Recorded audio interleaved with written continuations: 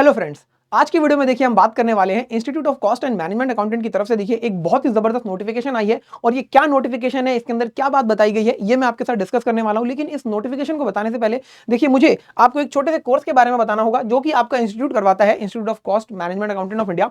और देखिए इस कोर्स का जो नाम है उसे हम कैट कहते हैं। अगर मैं इसका पूरा नाम बताऊं तो सर्टिफिकेट इन अकाउंटिंग टेक्नीशियन देखिए इसका नाम है। और इस कोर्स का फायदा क्या है या क्यों ये कोर्स किया जाता है, तो जरा ध्यान से समझिएगा।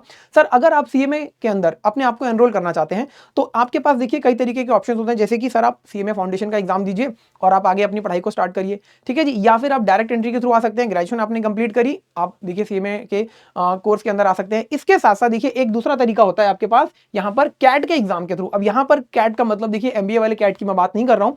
यहाँ पर हमने कहा कि सर्टिफिकेट इन अकाउंटिंग टेक्नीशियंस, ये एक छोटा सा कोर्स बनाया गया है। जब आप 12th पास कर लेते हैं उसके बाद आप इस कोर्स को कर सकते हैं। यहाँ पर देखिए आपको कुछ पेपर्स क्लियर करने होते हैं, 4 पेपर बताए गए हैं, इन चारों पेपरों को आपको क्लियर करना होता है। इसके बाद तकरीबन देखिए 140 घंटे की आपकी यहाँ पर ट्रेनिंग होती है, प्रैक्टिकल ट्रेनिंग, जो कि आपकी रिलेट करती है कंप्यूटर ट्रेनिंग, बिजनेस में किस तरीके से आप काम कर सकते हो आगे जाके ऑर्गेनाइजेशंस के अंदर, ठीक है जी। एप्टीट्यूड ट्रेनिंग होती है, 45 दिनों का आपके पास यहाँ पर इंटर्नशिप होती है। और इन सब चीज़ों को करने का फायदा ये होता है कि देखिए अब जो बेसिक काम होते हैं अकाउंटिंग से रिलेटेड, जूनियर लेवल अकाउंटेंट जो काम करते हैं वो आप कर सकते हैं। जैसे कि सर रिटर्न फाइलिंग हुआ आपकी, चाहे वो कंपनीज एक्ट में हो, जीएसटी के अंदर हो, कस्टम एक्ट के अंदर हो, अलग अलग तरीके की फॉर्म्स की फाइलिंग होती है, तो वो सब काम आप देखिए यहाँ पर इस कोर्स की मदद से कर सकते हैं। 12,660 रुपए देखिए इस कोर्स की फीस है। अब इस कोर्स को करने का देखिए एक फायदा ये भी होता था कि जब आप सीएमए इंटरमीडिएट के अंदर देखिए जाते थे तो आपने ये कोर्स कंप्लीट कर लिया, आप डायरेक्टली देखिए सीएमए इंटरमीडिएट के अंदर अपने आप को रजिस्टर कर सकते हैं।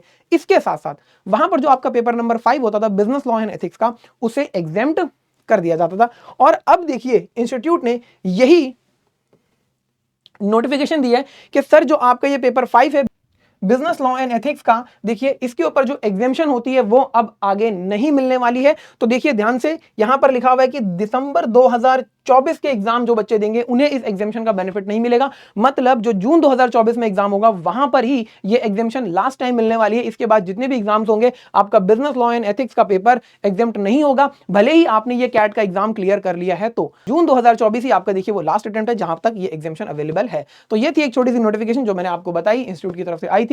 इस नोटिफिकेशन को देखिए नोट कर लीजिए, आपके लिए हेल्पफुल है। और इस तरीके की इंफॉर्मेटिव वीडियोस के लिए हमारे चैनल को सब्सक्राइब कर दीजिए। और वीडियो अगर आपको पसंद आई है तो अपने दोस्तों के साथ इसको जरूर शेयर करिए। तो मिलते हैं नेक्स्ट वीडियो में, तब तक के लिए थैंक यू सो मच।